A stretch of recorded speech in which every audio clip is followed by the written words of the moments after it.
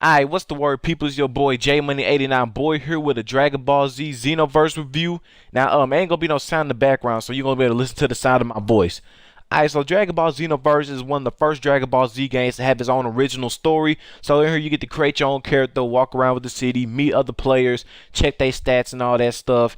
You get to go on quests with them and stuff, which is like the side quests, the parallel quests, like help you upgrade your character, get new skills and stuff for them, like you're about to see right here, like they range from like all difficulty, like 7 stars to 1 star. Like the more stars it have, the harder the mission is, the longer it is. And those quests is actually pretty challenging, so you're gonna need some friends to go in there and help you. Now, let's get on to the characters. Now, the characters in Dragon Ball Xenoverse, you actually got a pretty decent amount of characters. I prefer to have more characters than what we got, but it's actually pretty good. Each character got their own different costumes and stuff, and each costume got different stats and everything. They got different transformations for each stat. The game even got GT characters from Dragon Ball GT, which a lot of people hate, but a lot of people like the characters.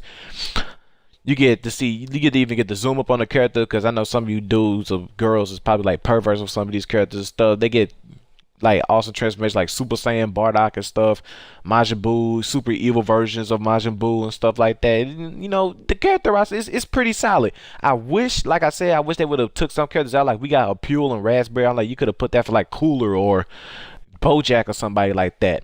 Now let's get to the story. Now the story of Dragon Ball Xenoverse is somebody's messing up with the time, and you get to create your own character to go back in time and stop people from messing with the flow of events. Like, so for instance, it's like, what if Raditz actually defeated Goku and Piccolo? So they mess up the time like that. You have to go back in time and make sure Raditz dies at that time. Um, the gameplay is pretty solid to Dragon Ball Xenoverse. I like it. It's not.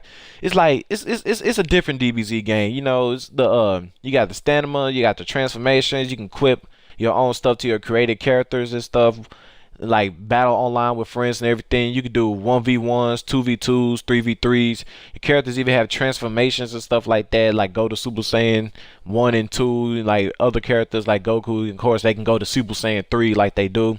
Now, some things I didn't like about this game: one, how come in the offline portion, like when you do offline free battles, the time limit can only go to 3 minutes and you can't change it.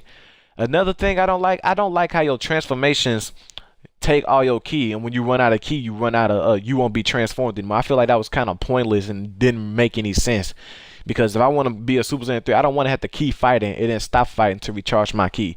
Final verdict though for Dragon Ball Xenoverse, I believe Dragon Ball Z Xenoverse is actually a pretty good Dragon Ball Z game. Actually, I feel like this game it got potential and it could be a very good game. So I give Dragon Ball Xenoverse an 8 out of 10. This been your boy J Money 89 Boy, and I'm out. Ah!